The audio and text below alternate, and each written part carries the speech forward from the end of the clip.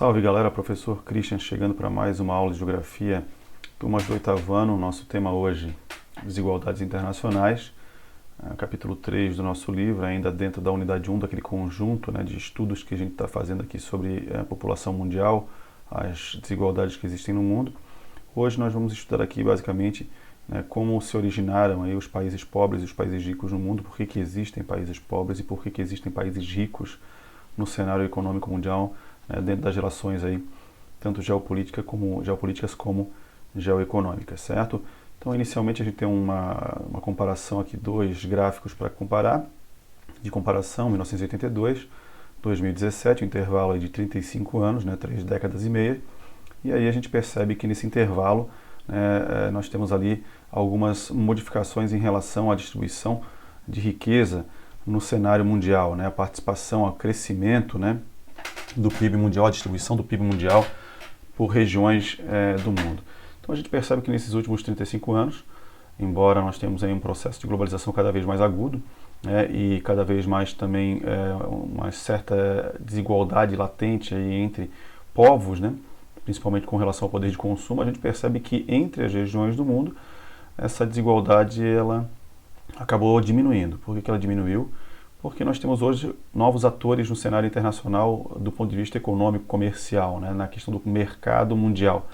Então a gente tem uma maior participação hoje da Ásia no mercado mundial e isso automaticamente acaba tirando fatias desse mercado de regiões tradicionais como a Europa Ocidental e os Estados Unidos. Então a gente tem ainda uma concentração de riqueza em alguns pontos do planeta Terra, mas ao mesmo tempo uma participação, uma distribuição maior do PIB mundial, da riqueza mundial entre as regiões do globo.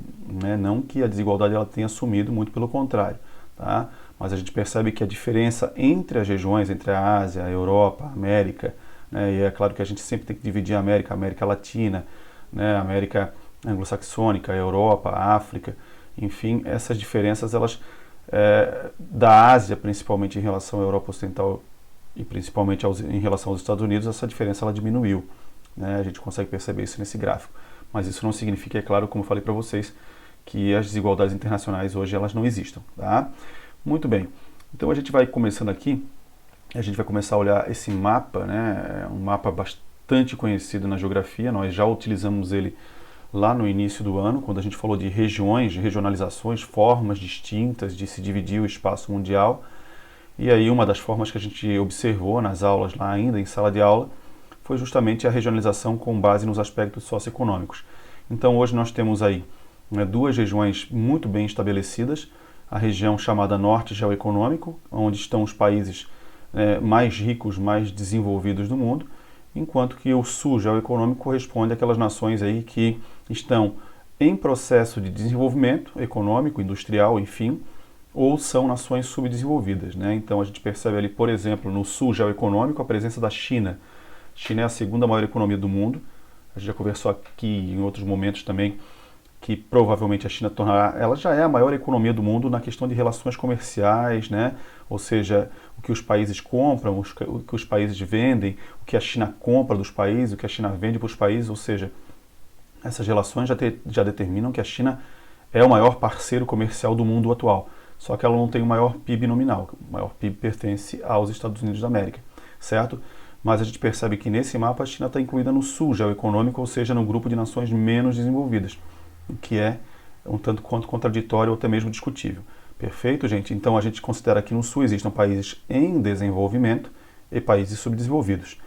Esses países em desenvolvimento, no qual também o Brasil se inclui, são países que vêm melhorando indicadores de ordem social e econômica nos últimos anos, mas que ainda não podem ser inseridos no mundo desenvolvido, justamente porque esses indicadores ainda não evoluíram suficientemente para que a gente possa considerar Brasil, China, México, Turquia, países desenvolvidos efetivamente falando, principalmente na questão da renda per capita, principalmente na questão da expectativa de vida, principalmente na questão da escolaridade.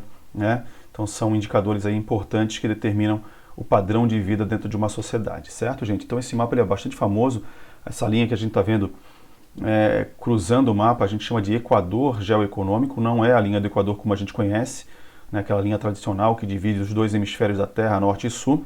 O Equador geoeconômico, ele é uma linha que tem adaptações, né? Ela é uma linha toda cheia de curvas, inclusive ela vai fazer uma curva lá embaixo, como a gente pode perceber, né, para incluir dentro do mundo do norte, dos países, né, do grupo dos países desenvolvidos, a Austrália e a Nova Zelândia, que são dois países geograficamente falando situados no hemisfério sul, mas que são desenvolvidos, certo? Então essa linha a gente já tinha falado sobre ela, como eu comentei agora há pouco, nós já tínhamos conversado sobre essa forma de regionalização do mundo nas aulas de geografia em sala de aula ainda. Como agora o nosso assunto é justamente sobre as desigualdades que existem no mundo, por que elas surgiram, né? Por que existem esses países ricos e esses países pobres, ela volta à tona, ela volta à discussão. Perfeito, minha gente? Muito bem, tranquilo, vamos seguir adiante. Então aqui a gente vai olhar aqui a origem das desigualdades. A gente tem dois processos históricos, né, que podem explicar por que existem países ricos e países pobres. Eles não explicam completamente, mas eles dão uma boa ideia de por que eu tenho um grupo de países mais desenvolvidos e um grupo de países menos desenvolvidos, né? Então, a primeira questão aqui que a gente considera é o colonialismo, né? O colonialismo, ele é aquele evento histórico em que os europeus, a partir do século XV, principalmente a partir do século XVI, chegam à América e tomam a América, né, transformam a América, né, que era habitada por povos indígenas e tal, povos, né, o índio-americano, ameríndios e tal, eles transformam a América em colônia, né? Então esse processo colonial na América ele vai desde o século XVI, efetivamente falando, até o século XIX, até o início do século XIX, quando as nações americanas, latino-americanas, ou as nações americanas de forma geral, elas tornam-se dependentes. Perfeito? Posteriormente, esse processo colonial chega até a África, e a gente já vai explicar por que ele chega depois na África, né? Aí é um processo chamado de neocolonialismo, né? A partir do século XIX e até ali o fim da Segunda Guerra Mundial. Outra questão importante que explica as diferenças entre os países no mundo é justamente, né, a ideia da Revolução Industrial. A Revolução Industrial ela vai fazer com que alguns países despontem no cenário industrial, na produção econômica e acabem avançando mais, né? Então, muitos desses países, inclusive, que avançaram em termos industriais, constituíram-se como economias industrializadas, como a Inglaterra, por exemplo, né? São países que possuíam colônias, inclusive, né? Ou que se beneficiavam dessas relações entre metrópole e colônia, as relações do Pacto Colonial. Então, esses países acabavam acumulando riquezas que eram oriundas, né, das suas colônias, e essas riquezas acabaram fazendo com que essas riquezas elas fossem reinvestidas, digamos assim, para que a indústria pudesse, então, despontar nesses lugares. E aí isso deu uma dianteira econômica para esses países. Então, dois fenômenos aí que a gente pode considerar, né, fenômenos históricos, né, dois processos históricos, né, o colonialismo, inicialmente, que vai subjugar a América, África e parte da Ásia. Vamos lembrar que existiram alguns países que hoje são considerados, né, do mundo subdesenvolvido ou em vias de desenvolvimento que nunca foram colônias, né? A China nunca foi colônia, o Irã nunca foi uma colônia, a Turquia nunca foi uma colônia, mas eles foram países que em alguns momentos da sua história eles acabaram tendo, né, cederam parte dos seus territórios às nações hegemônicas europeias, né? A gente vai lembrar que durante o neocolonialismo a China ela foi tomada ali por Portugal, né, a própria Índia. Então países que não foram necessariamente colônias, né, mas que em alguns momentos da sua história perderam territórios para as nações hegemônicas, né, acabaram se relacionando de forma uma relação econômica que não lhes favorecia muitas vezes na troca de matéria-prima, né, países que até iniciaram um processo industrial, mas que acabaram por meio de guerras, conflitos, perdendo, né, essas estruturas, como foi o caso da Índia em relação à Inglaterra, né, quando a Índia ela é tomada pela Inglaterra. Então, né, nem todos os países pobres do mundo hoje foram colônias. A maior parte deles foi, mas uma parte não foi. E o que explica esses países continuarem sendo pobres, mesmo não tendo sido colônias, foram justamente essas perdas aí, né, ao longo da sua história, essas invasões, guerras, conflitos, tomadas de território que acabaram sofrendo, principalmente ali a partir do século XIX até a Segunda Guerra Mundial. Perfeito, gente?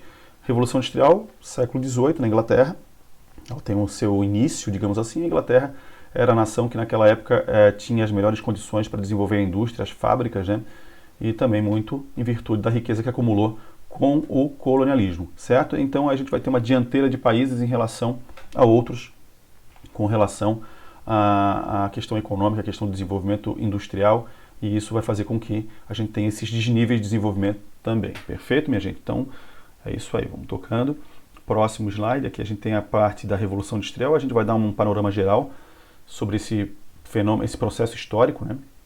A Revolução Industrial, como eu falei para vocês, ela provocou uma série, né, de alterações no espaço geográfico mundial.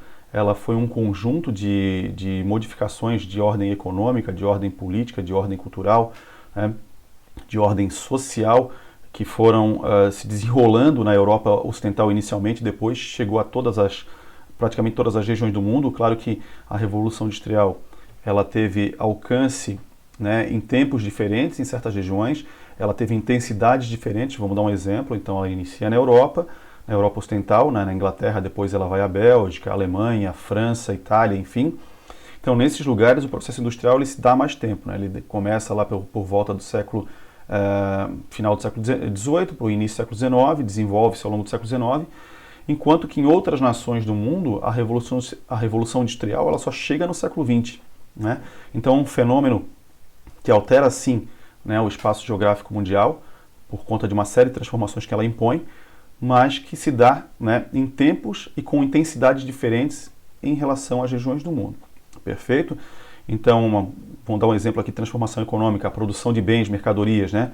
Hoje a nossa vida ela é pautada no consumo. O consumo ele está diretamente relacionado com a produção industrial. Perfeito? Tudo que a gente consome, que a gente compra, né, em comércio e tal, isso é um produto que sai da indústria, tá? Relações sociais, a gente tem relações de trabalho, né, que foram se constituindo, e isso gerou movimentos trabalhistas e por aí vai, com relação à questão de melhores condições de trabalho, salários, enfim. Então isso é uma transformação social. Outra transformação social é a saída de pessoas do meio rural em direção às cidades, né, porque as lavouras também passaram a ser mecanizadas, ou seja, a introdução da máquina na produção, isso diminui a necessidade de trabalho humano, e aí essas pessoas que perderam seus empregos no campo vão buscar empregos nas cidades. Tem uma transformação social importante nisso, né? O êxodo rural ele é importante, provoca o fenômeno da urbanização. Então, urbanização está diretamente relacionado com a Revolução Industrial. As relações entre os países se alteram também por conta de busca por matérias-primas, tratados, acordos de fronteira, né? O surgimento dos estados nacionais, enfim, tudo isso também se dá no século XIX, muito em virtude da industrialização. Perfeito? E também a própria sociedade de consumo que vai se moldar ao longo dos 2 últimos séculos, né, por conta da Revolução Industrial, ela promove alterações culturais, né, com relação à questão da moda, com relação à obtenção de produtos, o que seria um produto interessante nesse momento atual da evolução humana, o que era 50 anos atrás. Então isso produz aí, né, modificações culturais também. Certo, gente? Então é um processo bastante abrangente, né? A Revolução Industrial, se a gente pensar o mundo como a gente conhece ele hoje, ele é um mundo, vou até usar aqui fazer um trocadilho, fabricado pela Revolução Industrial. Perfeito? Muito bem. Aí nós temos aqui a Revolução Industrial, né? E os conceitos básicos ligados a ela, né? Aqui a gente tem uma parte da introdução, isso aqui eu até já comentei agora com vocês, né? Questão da indústria depender da fabricação e inovação constante de bens, né? Ou seja, as empresas competem entre si hoje pelo mercado, né? O mercado é uma criação também da indústria e tal, o mercado é a lei da oferta e da procura, enfim, a gente já vai falar um pouquinho sobre isso. Então os produtos hoje, as empresas concorrem entre si para te oferecer um produto melhor, né, com uma qualidade, né, superior ao concorrente e que custe talvez um preço, né, mais competitivo, que esteja num preço mais competitivo. Então isso é tudo fruto da Revolução Industrial também, certo, gente? Muito bem. Aqui a gente tem a economia de mercado, que vai ter uma expansão significativa, né, com a Revolução Industrial. O que é economia de mercado, gente? Economia de mercado é a economia capitalista, basicamente isso, tá? Então ela seguia pelos princípios básicos, né, em que as empresas particulares, elas determinam, empresas públicas e particulares, né, os países também têm as suas próprias empresas, né, vou dar um exemplo do Brasil. O Brasil tem a Petrobras. A Petrobras é uma empresa do Brasil, tá?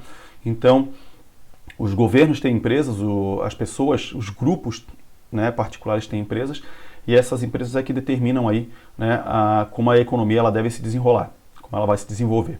Perfeito? Então, quem determina como opera o mercado, essa busca, né, o mercado ele é caracterizado pela lei da oferta e da procura. Ou seja, um produto ele é ofertado na medida em que ele é procurado. O custo dele varia conforme essa procura. Então eu oferto um produto se ele for procurado, né? E aí o custo, o valor dele vai incluir os custos de produção, os custos de transporte, os impostos em cima, enfim. Tá? Mas quem regra basicamente a economia de mercado são as empresas, tanto privadas quanto públicas, né? Ou seja, elas competem entre si. O objetivo sempre é o lucro, né? E ela visa sempre abastecer o comércio, né? O consumo de forma geral, certo? Devido a essa expansão da economia capitalista, nós temos aí também na organização da produção econômica, né, situações com relação à questão social, ou seja, as pessoas. Nem todo mundo pode ter uma empresa, isso é fato. Né? Então existem as pessoas que detêm os meios de produção. O que são meios de produção? São os bancos, são as fábricas, são né, a indústria, os campos de cultivo, né, os campos, as minas de exploração e por aí vai. Então isso são meios de produção. Quem possui os meios de produção são as pessoas que têm condições, são os grupos empresariais, são os governos. Né? Quem não tem condição de ter uma empresa, um campo de cultivo, uma fazenda para produzir alguma coisa, uma mina principalmente não, mas quem não tem essa condição, então é uma pessoa que ela vai vender a sua força de trabalho por um salário. Ou seja, ela vai trabalhar para alguém que tenha um meio de produção. Né? E aí essa pessoa que detém o meio de produção, ela vai pagar para essa pessoa exercer uma parte do trabalho que é necessário nessa empresa. Então a gente costuma dividir a sociedade, né, numa leitura até mais clássica da divisão social. A gente até viu isso na última aula, a gente falou sobre classes sociais, pobreza e tal, mas uma leitura mais clássica da divisão das classes sociais, a gente vai ter ali então a ideia de burguesia e proletariado. A burguesia, os detentores dos meios de produção, os empresários, os banqueiros, os grandes fazendeiros e por aí vai, enquanto que o proletariado é a galera que troca a sua força de trabalho por um salário, né, aí com uma jornada de trabalho. São as pessoas que são empregadas, né, são os autônomos, são os informais, né, que a gente vê aumentar muito aqui no Brasil, principalmente a questão, o pessoal que faz aí, presta serviço de Uber, né, entrega e tal, isso chama-se o trabalhador informal. Né? Autônomo, informal, muitas vezes essas categorias elas se fundem um pouco, mas enfim, então a pessoa troca a sua força de trabalho por um salário, ela é uma proletária. Perfeito? Então isso é uma característica básica do capitalismo. Vamos lembrar que o capitalismo ele não surge com a Revolução Industrial, o capitalismo ele surge com o colonialismo. Né? O capitalismo ele tinha no seu início lá no colonialismo uma característica comercial, ou seja, a acumulação de riqueza, né, do lucro se dava pelas trocas comerciais. A partir da indústria, a acumulação de riqueza não é só pela troca de mercadorias, a troca de mercadorias continua existindo, obviamente, né, o comércio continua existindo, mas agora também tem a produção industrial, né, e a fase atual que a gente vive é uma fase também dos bancos, né, das agências de investimento, das bolsas de valores e por aí vai, onde o capital circula e a gente nem vê mais ou menos. Mas isso aí é um papo para um outro momento. Perfeito, gente? Muito bem. As etapas da Revolução Industrial, né? A Revolução Industrial ela tem 3 etapas clássicas. Hoje até se considera que a Revolução Industrial esteja entrando numa 4ª etapa. Depois a gente vai conversar um pouquinho sobre isso também. Então a primeira etapa da Revolução Industrial, ela vai começar na Inglaterra por volta de 1760 e vai durar até 1860, 1870. Tá? Inicialmente na Inglaterra, já no século XIX, já no final do século no início do século XIX, ela vai chegar até outras partes da Europa, Bélgica, Holanda, França, Alemanha, Itália, o norte da Itália, vai chegar até os Estados Unidos e lá no final do século XIX vai chegar no Japão. Tá? Essa fase ela é marcada pela implementação de máquinas simples, ou tem uma substituição do artesanato e da manufatura pela maquinofatura, mas máquinas ainda relativamente muito simples, máquina de tear, mecânico, máquina de fiar.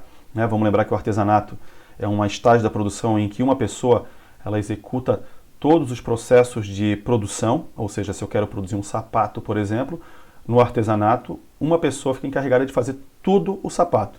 Cortar o couro, moldar a sola, né, colar, pregar, enfim, como né, um sapato pode ser constituído e tal. Na manufatura eu já tenho uma divisão desse trabalho, mas com instrumentos muito simples. Então se eu quero fazer o mesmo sapato, agora eu posso ter 2, 3, 4, 5 pessoas. Uma corta o couro, a outra corta a sola, a outra cola o sapato, constitui, faz a costura, sei lá. Né? Então a manufatura é assim. Já com a primeira fase eu tenho a maquinofatura com essas maquinazinhas mais simples, aí, máquina de tear, máquina de fiar, né, que são máquinas que a gente nem encontra mais hoje, só em museus e tal, certo? Ou em casas aí mais antigas no interior, talvez alguém tenha, mas a gente não encontra mais essas máquinas. Principal fonte de energia na época era o carvão mineral, né, os moinhos movidos a água e o carvão mineral. A máquina a vapor começa a se desenvolver. Então, com a máquina a vapor, eu tenho uma expansão da produção, né? A máquina a vapor, ela deriva justamente da queima do carvão. Bom, na metade do século XIX, por volta de 1870, já na segunda metade, melhor dizendo, nós temos então a descoberta aí de petróleo, né? A incorporação da eletricidade aos processos, o desenvolvimento de motor elétrico, de motor de combustão. Aí nós entramos na segunda etapa da Revolução Industrial, né? Essa segunda etapa ela é bastante interessante porque ela traz aí, né, inovações na forma de produção, institui-se a produção em massa, ou seja, a produção em grandes quantidades. Desenvolvem-se sistemas de produção industrial como o Fordismo e o Taylorismo, né, que vão ali instituir a esteira rolante, cronometrar o tempo de produção por parte de um funcionário, de um empregado da fábrica. A própria jornada de trabalho, né, o trabalho ele vai ser melhor organizado nas fábricas, né, isso não existia na primeira etapa. Na primeira etapa o trabalho era bastante exaustivo, né, tem relatos de trabalho infantil na primeira etapa na Inglaterra, 18 horas, crianças padecendo nas máquinas, imagina 18 horas trabalhando, né, durante um dia. E na segunda etapa não, já tem uma diminuição da jornada de trabalho, que agora passa a ser de 12, 14 horas, um pouco menor, 10 horas em alguns casos, e eu tenho já uma divisão mais especializada das máquinas também, uma produtividade maior, né? É nessa segunda fase que surgem as grandes empresas como a gente conhece hoje, surgem os bancos, né? As agências de investimento. Então a segunda fase ela é bastante importante, né, na evolução da indústria mundial. Tá? Então o sistema fordista, produção em massa, esteira rolante, juntamente com o modelo taylorista, né? Ou seja, um funcionário agora ele é especializado numa etapa só da produção de um produto, mas ele consegue produzir grandes quantidades em menor tempo. Eleva-se a produtividade. Então, produzir mais em menor tempo chama-se produtividade. Perfeito? Então, essa segunda etapa é uma segunda etapa que se desenrola aí principalmente no século XX, né? Final do século XIX e ao longo do século XX até o final do século XX. Vamos lembrar que o Brasil, por exemplo, ele vai entrar na Revolução Industrial já na segunda etapa, né? O Brasil já vai começar ele só vai começar a se industrializar a partir do século XX. Perfeito, gente? Muito bem. E a terceira etapa, a etapa que a gente vivencia hoje numa transição para a quarta, segundo alguns autores e tal. A terceira etapa ela tem um nome específico, Revolução Técnico-Científica e Informacional. É quando eu incorporo tecnologias como a informática, a automação, a robótica, a biotecnologia, a microeletrônica à produção, né? Então isso provoca um boom em termos de produtividade, né? As tecnologias que a gente consome hoje, celulares, computadores, aparelhos sofisticados, drones, GPS, tudo isso é fruto, né, da Revolução Técnico-Científica e Informacional. Inicialmente ela tem a sua origem nos Estados Unidos, no Japão, e principalmente no Japão e na Alemanha. Tá? Tanto é que é no Japão que surge um novo modelo de produção industrial chamado Toyotismo, que vai substituir o Fordismo e o Taylorismo. Produção toyotista, né, sem estoques, né, eles chamam de produção just in time, né, ou seja, sem estoques nenhum. Eu vou produzir aquilo que é me pedido. Eu tenho uma entrega de 200 carros Toyota para um cliente. Eu vou produzir os 200, eu não vou estocar, vou entregar para ele. Vamos lembrar que o Japão é um país com menor quantidade de recursos naturais, então esse processo de produção ele vai justamente minimizar perdas de energia, perdas com estoque, né? É um modelo que vai substituir o Fordismo e o Taylorismo nas práticas industriais. Tá? Só que tem um problema, né? Como é um sistema de robotização, de automação de informática, eu vou precisar menos de pessoas trabalhando. Não vou dispensá-las, elas vão continuar, eu vou precisar de algumas, né? Mas eu não preciso mais de tantas pessoas trabalhando. E aí eu tenho como efeito negativo disso o desemprego chamado de desemprego estrutural, ou seja, o desemprego que é produzido a partir da modificação das estruturas de produção. Tá? Então esse modelo toyotista é o modelo que está predominando hoje aí em boa parte dos países do mundo. Vamos lembrar que, mais uma vez, vou reforçar, pessoal, a indústria no mundo hoje, os espaços industriais mundiais, né, como a gente pode ver nesse mapa aqui, eles são bastante diversos, né? Então existem países como o Japão, a Europa Ocidental, né, a Alemanha, França, Reino Unido, Itália, Suécia, Bélgica, Holanda, Estados Unidos, Canadá, Austrália, países que já estão vivenciando a terceira para a quarta etapa da Revolução Industrial, né? Estão lá na vanguarda dos processos industriais. China também, né? A China deu um salto muito grande nos últimos 40 anos, também pode ser incluída nesse grupo de países que com alta produção tecnológica, a Coreia do Sul também, Brasil, Argentina, Chile e México, né? Esses países, eles estão, né, ingressaram na Revolução Técnico-Científica e Informacional nos anos 90, então ainda estão desenvolvendo essa fase, né? E existem países do mundo, na África subsaariana, né, no Sudeste Asiático, até mesmo na América Latina, países de economia primária, ou seja, países que ainda só exportam produtos agrícolas e minérios. Então esses países eles estão mais ou menos vivendo ainda uma segunda fase de revolução industrial, né, sem muita tecnologia aportada nos processos. Perfeito, gente? Então, essa terceira fase é a fase atual, mas ela não está plena em todos os países do mundo.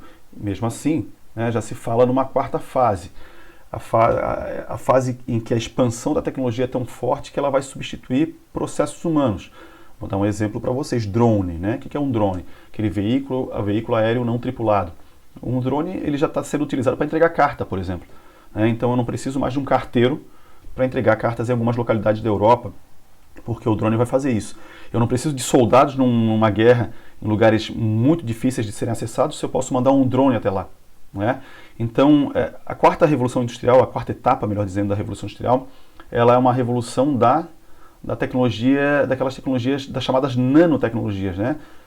Produtos cada vez menores, mas com alta capacidade de armazenagem de dados, de produção de dados, de vídeos e por aí vai.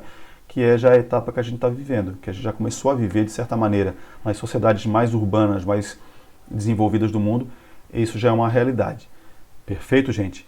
Bom, então a nossa aula de hoje foi basicamente, né, sobre as desigualdades internacionais, e aí tu está perguntando, tá, mas Revolução Industrial, como é que entra nisso? Justamente porque a Revolução Industrial ela vai dar dianteira a alguns países com relação ao desenvolvimento. Como eu falei para vocês, o Brasil só vai entrar na indústria, né, na era industrial, digamos assim, no século XX, a partir da década de 30, 40, 50. Então o Brasil já entra na segunda fase, quase no fim da segunda fase, né? Enquanto países como a Alemanha e o Japão já estavam quase preparando terreno, os Estados Unidos, preparando terreno para uma entrada numa terceira fase. Então a gente entra atrasado, tá? E aí esse atraso em alguns países, esse adianto de outros, faz com que a gente tenha um cenário de diferenças, né? Vamos lembrar um caso específico, a China, a Coreia do Sul, né? Países Singapura, Taiwan, países da Ásia que se industrializaram até depois que o Brasil, mas que deram um salto na produção industrial e tecnológica por conta de investimentos massivos que fizeram na produção, na educação, a educação gerando desenvolvimento científico, essa ciência sendo aplicada ao desenvolvimento de tecnologias, aí são casos mais particulares, tá certo, gente? Então, resumindo a nossa aula de hoje, né, fazendo um resumão, por que existem diferenças entre países? Desenvolvimento, diferenças de nível de desenvolvimento entre países, porque processos históricos contribuíram para isso. Só os processos históricos explicam? Não, mas eles explicam boa parte, né? Então, por que a gente tem, eu acabei de citar a China como um país de tecnologias hoje, né? Então, existem algumas exceções, mas o colonialismo e a Revolução Industrial, eles vão beneficiar um grupo seleto de países, vão prejudicar a maior parte dos países. Aqueles que foram colônias, a maior parte dos países que foram colônias são pobres, com algumas exceções, né? E países que entraram numa era industrial com muito atraso, 150 anos de atraso, 200 anos de atraso, né? Como a gente tem visto no mundo hoje. Perfeito, minha gente? Muito bem. Como a gente sempre tem umas atividadezinhas para vocês, né? O mundo não é tão perfeito assim. Vocês têm umas paginazinhas para fazer do livro e nas aulas, nos atendimentos que a gente vai ter ali no Hangouts, na plataforma Plural, a gente vai tirando as dúvidas com relação a esses exercícios. Tá certo, minha gente? Grande abraço, até o próximo encontro. Valeu!